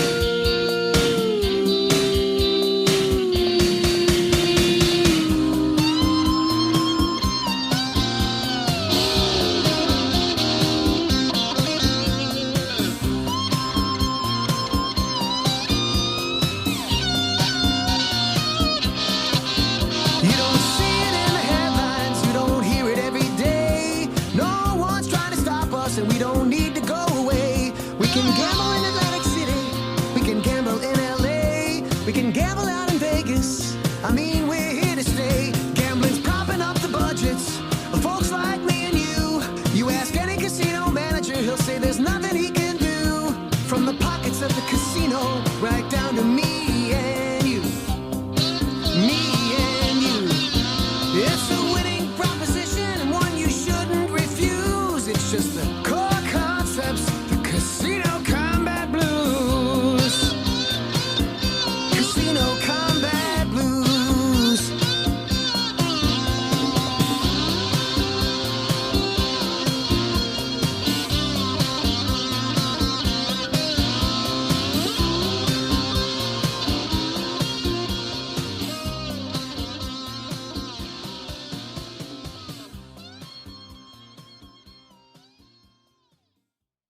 If we knew more about our sleep, what would we do differently? Would we go to bed at a consistent time or take steps to reduce interruptions to our sleep? With the all-new Sleep Score, Apple Watch measures your bedtime consistency, interruptions, and sleep duration. Then, every morning it combines these factors into an easy-to-understand score from 1 to 100. So you'll know how to take the quality of your sleep from good to excellent. Introducing the new Sleep Score on Apple Watch. iPhone 11 or later required. Mint is still $15 a month for premium wireless. And if you haven't made the switch yet, here are 15 reasons why you should. 1, it's $15 a month. 2, seriously, it's $15 a month. 3, no big contracts. 4, I use it. 5, my mom uses it. Are you playing me off? That's what's happening, right? Okay, give it a try at mintmobile.com/switch. Upfront payment of $45 for 3-month plan, $15 per month equivalent required. New customer offer first 3 months only. Then full price plan options available. Taxes and fees extra. See mintmobile.com.